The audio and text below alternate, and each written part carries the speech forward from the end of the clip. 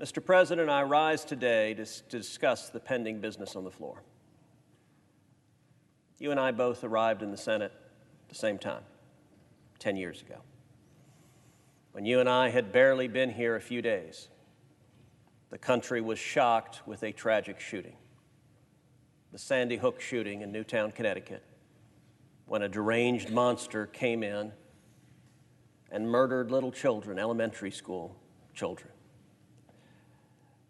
Everyone across the country was horrified.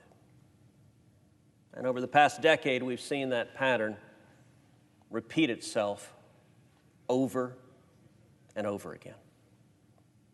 Tragically, my home state of Texas has seen more than our fair share of horrific crime, of mass murder. Most recently, in Uvalde. I was there in Uvalde the day after the shooting, where a deranged monster murdered 19 little children and 2 teachers. Before that, I was in Santa Fe, where yet another deranged monster murdered school children. I was in Sutherland Springs, the worst church shooting in U.S. history. I stood in that sanctuary the day after the shooting. A beautiful small country church. The pews had been flung aside in the chaos. There was shattered glass. There was a cell phone with a shattered screen covered in blood. When I saw the pool of blood where an 18-month-old child was systematically murdered by that psychopath. I was in El Paso. I was in Midland, Odessa. I was in Dallas. Over and over again, we have seen the face of evil. We have seen horrific crimes. And let me be the first to say there are too damn many of these. And we need to stop them. Unfortunately, I've also seen what inevitably follows these horrific crimes, which is a political debate that breaks out within seconds of the crime occurring. There are 2 principal approaches one can take to try to prevent crimes like this. One is to target the bad guys, to focus on criminals, to focus on felons, to focus on fugitives, to focus on those trying to illegally buy guns, to put them in jail, to lock them up, to get them off the street so that they cannot terrorize and murder innocent people. That's the approach that actually works. That's the approach that is actually successful. That's the approach that is most likely to prevent subsequent mass murders. There's a second approach, which is an approach that is disarming law-abiding citizens. Inevitably, Democrat members of this chamber, minutes after an attack, move towards wanting to disarm law-abiding citizens. That approach is, I believe, number 1, unconstitutional. But number 2, it doesn't work. It is ineffective. Put simply, taking guns away from law-abiding citizens, disarming you or disarming me, is not going to stop a mass murder. And we know this. If you look across the country consistently, the jurisdictions with the strictest gun control laws, over and over again, have among the highest crime rates and among the highest murder rates. When you disarm law-abiding citizens, what happens is the people who follow the law disarm. That's almost by definition if they're law-abiding citizens. But the criminals don't follow the laws. And if you disarm all the victims, the result is it's easier for the criminals to commit their acts of mayhem. Mr. President, let me point out a statistic that many Americans don't know. It's a statistic that comes from the Barack Obama White House, so it is hardly a right-wing source. According to the Barack Obama White House, every year in America, firearms are used defensively to stop a crime between 500,000 and 1 million times each and every year. What does that mean? That means that if Democrat proposals to disarm law-abiding citizens succeed, the result will be even more crimes. The result will be those 500,000 to 1 million crimes that are right now stopped every year won't be stopped. That means more assaults.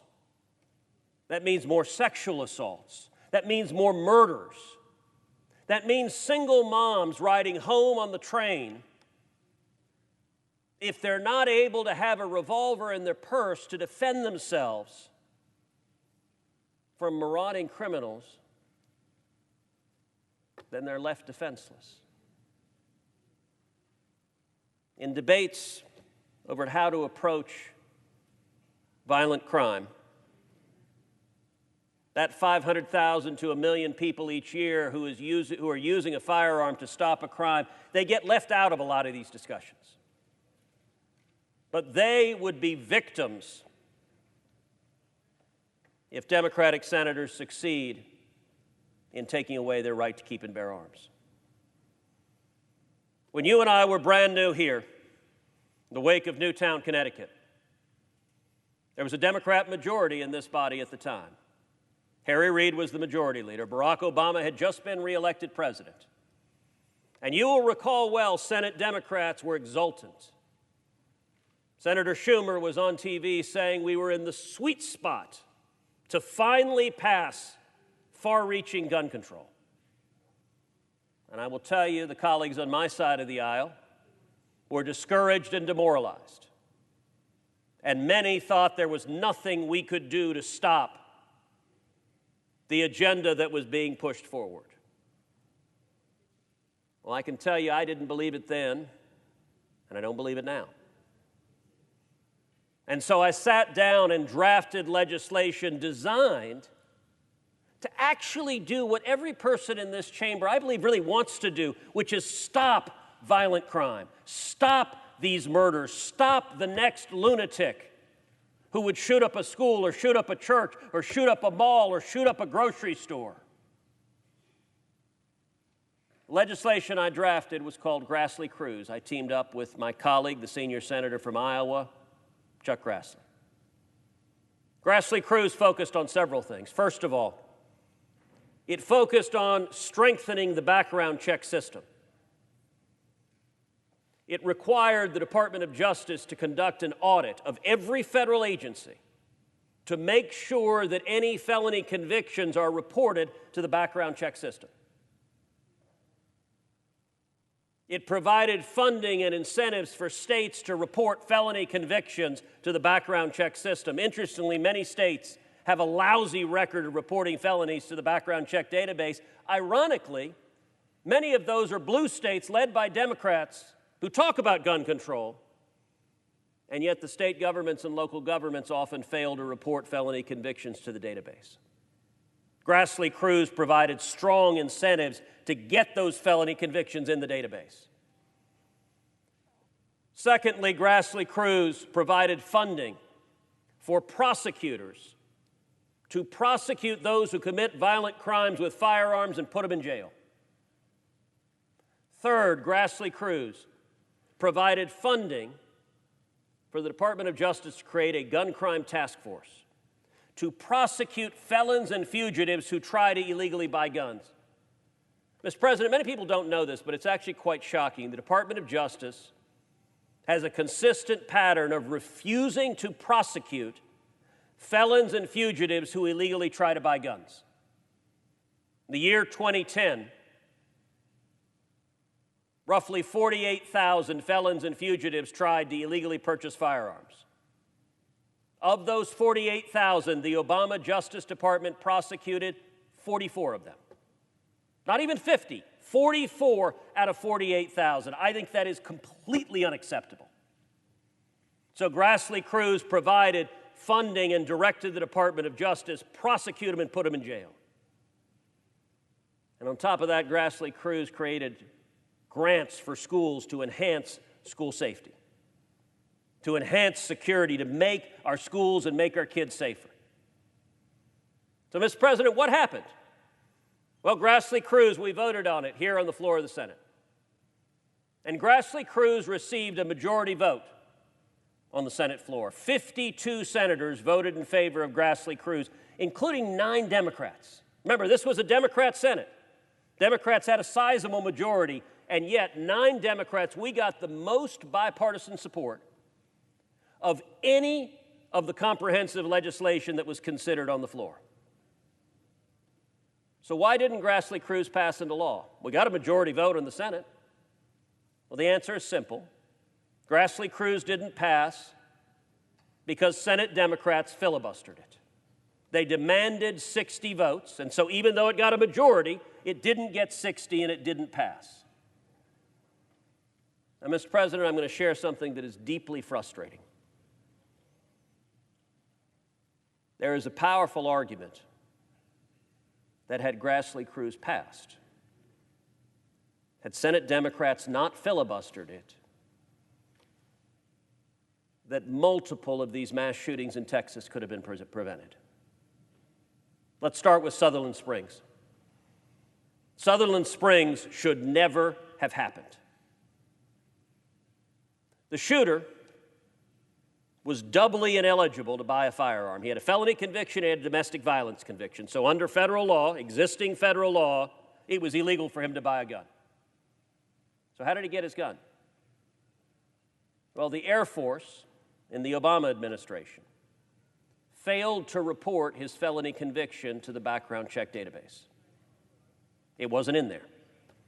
So the shooter went to buy a gun. He filled out the background check form and he lied. He lied on the form. The form asked, do you have a felony conviction? He said no. Form asked, do you have a domestic violence conviction? He said no. They ran the check and it came up clean because the Obama Air Force never reported the felony, and so it wasn't in the database, and so it came up clean. He bought that gun and he used it to murder those innocent people in that beautiful sanctuary. If Grassley Cruz had passed, presumably the mandated Department of Justice audit of every federal agency would have caught that felony conviction. The whole purpose of the audit was to make sure we catch every felony conviction that's out there, which would have meant his conviction would have been in the database. But that's where the second part of Grassley Cruz matters. Because when he went in and lied on that form, he committed 2 more felonies. When he checked, I don't have a felony conviction, that's a felony. Lying on that form is a felony. It is a crime. When he checked, I don't have a domestic violence conviction, that's a felony. And Grassley Cruz would have directed the Department of Justice, prosecute him, and put him in jail. And that monster would have been locked in a 6x8 concrete cell instead of murdering innocent people in the wonderful community of Sutherland Springs.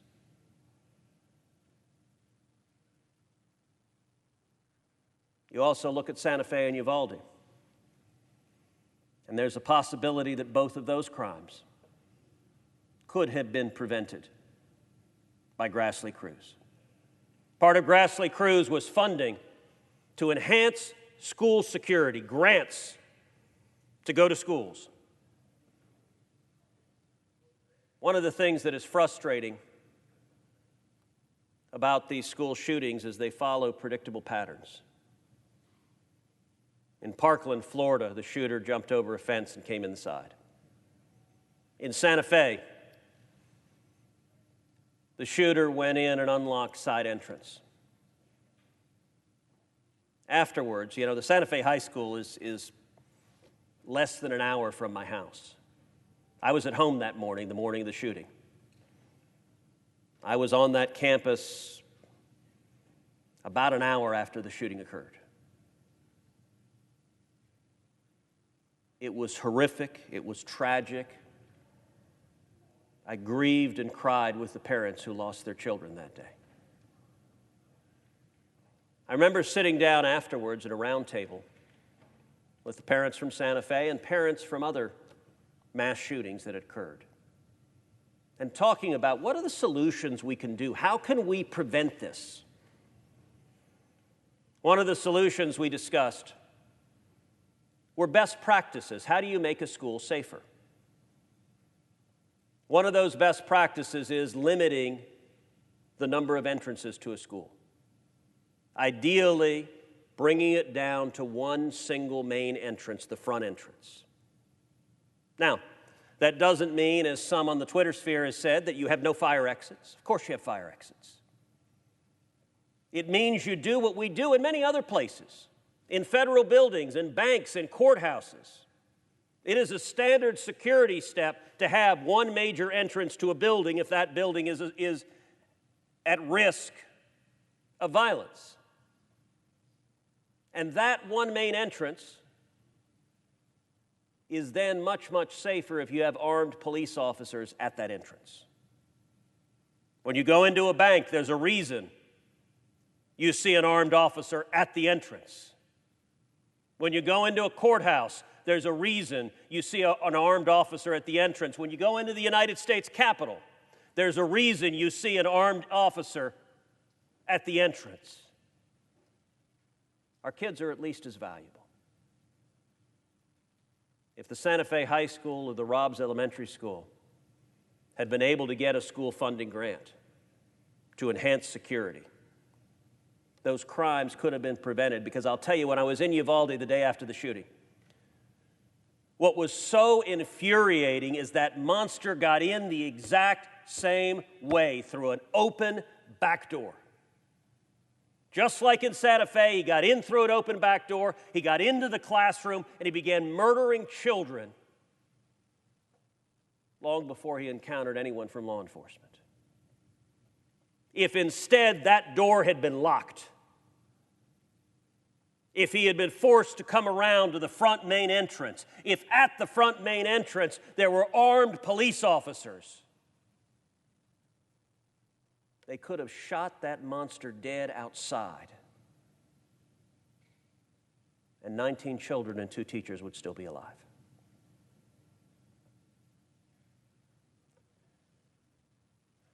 So, like millions across this country, I am angry. I'm angry that these horrific crimes keep happening. But I'm also angry that this august chamber plays political games. The bill that is before this body is being heralded in the press as a bipartisan bill because it's got every Democrat and some Republicans. I think the chances that this bill will do anything meaningful to actually prevent the next mass murder are very low. That's not what this bill is designed to do. This bill is designed, among other things, to satiate the urge to do something. After every one of these, the call comes out, do something. I agree, do something, but do something that works. Do something that will stop these crimes. This bill ain't that. But it does have provisions that are troubling. It does have provisions that satisfy the Democrat political priority to go after the Second Amendment right to keep and bear arms of law-abiding citizens. Most troubling in this bill is the funding of so-called red flag laws. Now, these so-called red flag laws have been implemented in multiple states, and they enable the state to take away the right to keep and bear arms from law-abiding citizens. They render you vulnerable. That if you have a disgruntled coworker, if you have an angry ex-boyfriend, an angry ex-girlfriend, they can go and give the state the power to strip you of the right to keep and bear arms. Not if you're a criminal, not if you've committed crimes, not if you've been adjudicated to be a danger to yourself or others. All of those are existing law. Red flag laws lower the threshold and make it easier to take away your right to defend yourself. And in too many of these states, these provisions have little to no protections of due process.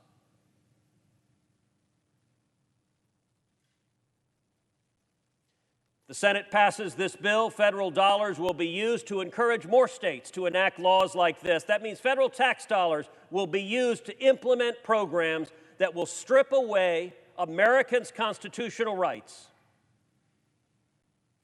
And mark my words, people will lose their lives over this. That we will see red flag laws that are abused and citizens who are disarmed. And tragically, we're going to see a citizen who's disarmed who is subsequently murdered. Look, the right to keep and bear arms, it's not about hunting. It's not about skeet shooting. Those can be a lot of fun to do, but that is not why it's in the Constitution. The Bill of Rights does not have an amendment devoted to recreational shooting. The reason the Second Amendment is in the Bill of Rights is because you and I and every American have a God-given right to defend our life. There's no right more fundamental than the right to defend your own life and the right to defend your family. The right, if a criminal comes into your house at night seeking to do harm to your children, you and I have a right, I believe, that derives from God Almighty to defend our kids. And whether any individual member of this chamber agrees with that right or not doesn't really matter, because it's right there in the Bill of Rights. So the Constitution protects it whether you agree with it or not. And the reason I say these red flag laws, we are going to see people lose their lives over it, is because often when people go and buy a firearm, it's because they're afraid. It's because maybe they've got an angry ex-boyfriend, an angry ex-girlfriend. Maybe they've got a neighbor who they're scared of. Maybe they've got someone threatening them. And we are going to see these laws abused to disarm someone who is subsequently made the victim of a violent crime. And none of the politicians in this chamber who vote for this bill will take any responsibility for the people's lives who will be lost because of it. Mr. President, you might say, well, look, that's all fine and good. But if you don't like this bill, what should we do? Well, so happens I have an answer to that. This week I filed legislation, along with Senator John Barrasso from Wyoming. The Cruz-Barrasso legislation builds on what already received a majority vote in this chamber, the Grassley-Cruz legislation of a decade ago. Let me tell you what Cruz-Barrasso does. It focuses on actually stopping this problem. So Cruz-Barrasso funds the Department of Justice to prosecute violent criminals who use firearms. Mr. President, you're from the Commonwealth of Virginia, a wonderful state. As you know well, some of the most important work stopping violent crime and gun crime was pioneered in the Commonwealth of Virginia. During the Bill Clinton presidency, an initiative was started called Project Exile in the Western District of Virginia. The U.S. attorney there laid out a policy that if anyone commits a crime with a firearm, who is illegally possessing that firearm, meaning likely they're a felon in possession, that the feds were going to prosecute them, put them in jail, and they're going to face mandatory minimum crimes. And the U.S. attorney passed out to local prosecutors laminated cards saying, here are all the federal prohibitions on gun possession. They put up ads. They put up billboards in Richmond, Virginia. Richmond tragically had an incredibly high murder rate. They put up billboards. Carry a gun, do hard time. And Project Exile worked phenomenally. The murder rate in Richmond, Virginia plummeted. And we began hearing stories of criminals that would come to knock off a liquor store, criminals that would come to do a home burglary, who would leave their gun at home. They'd say, you know what, look, if I break into this house and I've got a gun with me, I'm doing hard time in federal prison. I think I'll just go there without a gun. It worked. What does Cruz Barrasso do? It takes Project Exile national. It provides funding for U.S. attorneys to prosecute. If you commit a crime and you got a gun, you're off the streets. You want to stop these crimes? That's a step that will stop these crimes. What else does Cruz Barrasso do? Creates a gun crime task force at the Department of Justice to prosecute the felons and fugitives year after year after year who try to illegally buy a gun and whom DOJ won't prosecute right now. If Cruz Barrasso passes, the next Sutherland Springs can be stopped. You know, there are some Democrat officials who say, we don't have time to prosecute people who try to illegally buy guns. I've repeatedly heard testimony from Democrat witnesses in the Judiciary Committee saying that. Let me tell you something right now. If a murderer, if a felon is trying to illegally buy a gun, I don't think that's a paperwork offense. I think they should be prosecuted and put in jail. What else does Cruz Barrasso do? It provides major funding to make our schools safer. It provides much more funding than the Democrats' bill. All told, $36 billion in this bill. It provides funding, Mr. President, to double the number of police officers in schools across America. To double them. You want to keep kids safe? The single best step you can do is have police officers on campus so that our children have the same protection that members of Congress do, so that our children have the same protection that courthouses do, so that our children have the same protection that banks do. Cruz Barrasso will double the number of police officers in schools across America.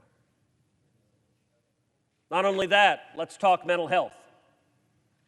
We all know there is a problem. These deranged shooters over and over again follow similar patterns of being isolated, angry loners with a long pattern of struggling with mental health, often making multiple threats before they carry out a horrific crime. Cruz Barrasso provides $10 billion in funding for mental health counselors in schools across the country to help identify troubled youth and to stop them before they commit a crime like this. Now, Mr. President, earlier today, there had been discussion that Majority Leader Schumer would schedule a vote on Cruz Barrasso. Right now, it appears that may not happen. We're going to vote one way or another. And if I have to exercise the procedural avenues available to me as a senator to force that vote, I am more than happy to do so. But let me tell you actually why we're not seeing the vote so far. Because my amendment is drafted as a substitute. In other words, it would replace the pending bill on the floor. And an awful lot of senators don't want to have to vote on that. Now, I challenge any senator in this chamber to try to make the case that this Democrat bill on the floor would be even half as effective in stopping violent crime, in stopping mass shootings, in stopping criminals from murdering children in school as my legislation would be. The Democrat bill has a fraction of the funding for police officers. It has a fraction of the funding for mental health. The Democrat bill doesn't provide that violent felons who use guns should be prosecuted. The Democrat bill doesn't provide that people who illegally try to buy firearms who are felons and fugitives should be prosecuted. The Democrat bill is not focused on criminals. It's not focused on bad guys. It's focused on the Democrat priority of disarming law-abiding citizens. That's a political priority that too many Senate Democrats value more than keeping kids safe. And so if we don't see a straight-up vote on my amendment, it is because too many senators in this chamber don't want to vote on a head-to-head choice between actually keeping kids safe versus achieving the political agenda of the left of disarming law-abiding citizens.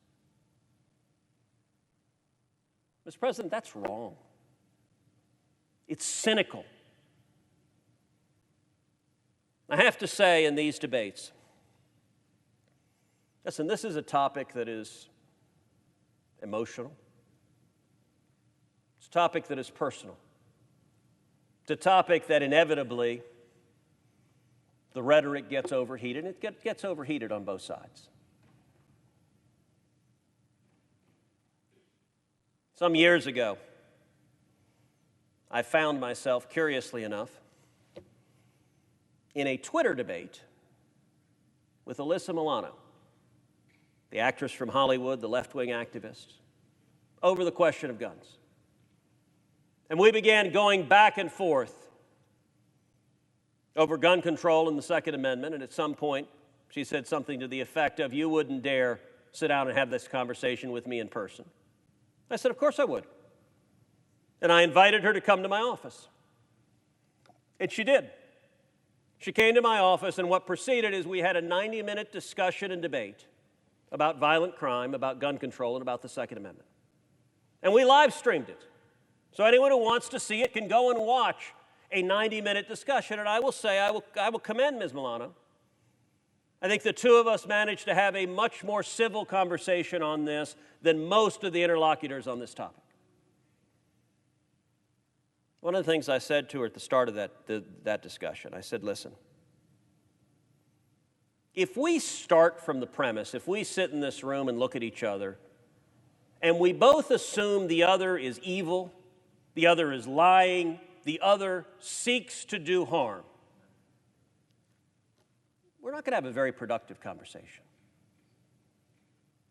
If each of us thinks of the other, you want children to die, you want people to be murdered,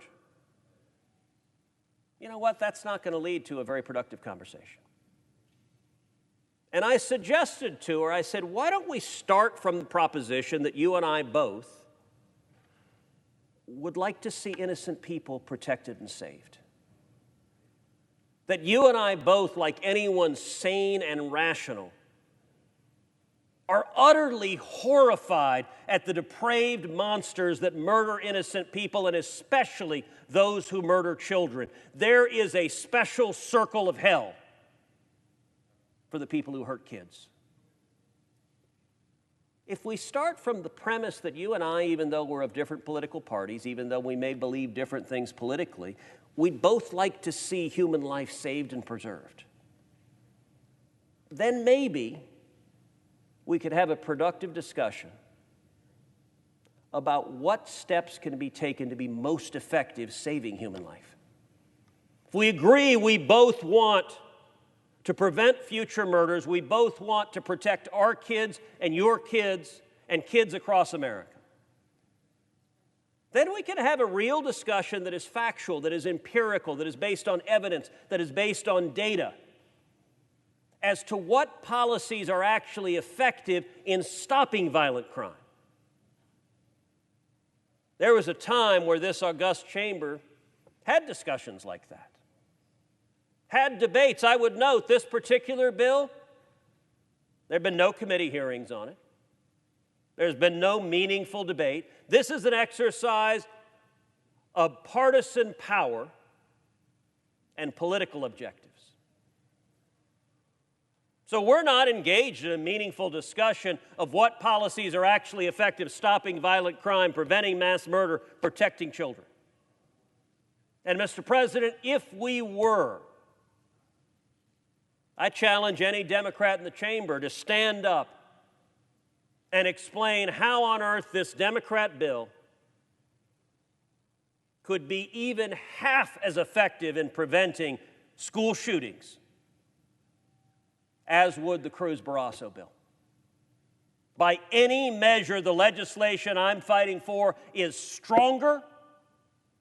It will put more violent gun criminals in jail, and it will double the number of police officers in schools across America. It will make our children safer. If we were willing to have a discussion about substance, about the merits,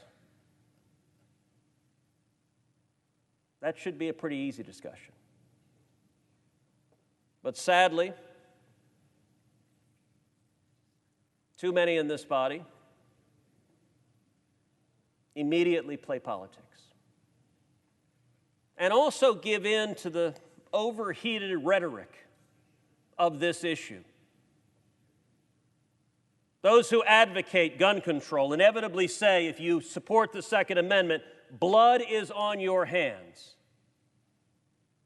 Well, let me tell you something. If you oppose the Second Amendment and you disarm people who become victims of violent crime, blood is on your hands. And rather than either of us saying language like that, it seems to me we should come together and say, how do we stop the bad guys? What works? What is effective? What can we do together to make sure, to maximize the chances that we prevent another Uvalde, another Santa Fe, another Sutherland Springs, another El Paso, another Midland, Odessa, another Dallas? The stakes are too serious for political games. Mr. President, you weren't serving in this body 10 years ago when we voted on Grassley Cruz. But at the time, 9 Democrats voted for it. It received the most bipartisan support of any of the comprehensive legislation before this body. It got a majority vote in the Harry Reid Democrat Senate, where the Democrats had a substantial majority. I would urge you, Mr. President, and every other Democrat to demonstrate the same principle and the same courage that those 9 Democrats did a decade ago. Let's vote for legislation that will actually solve the problem, that will actually stop violent criminals, that will actually keep our kids safe. And let's resist the political urge to try to attack and undermine the Second Amendment, to try to disarm law-abiding citizens. I can tell you, as long as I am serving in this body, I will fight with every breath I can to defend the constitutional right to keep and bear arms of every American. It is in the Bill of Rights. It is a foundational right. We can do both. We can stop criminals and protect the Second Amendment. This bill on the floor, the Democrat bill, does neither. So I urge my colleagues on both sides of the aisle to pass Cruz Barrasso and abandon the Democrat legislation that doesn't stop violent crime, but that does infringe on the Second Amendment. I yield the floor.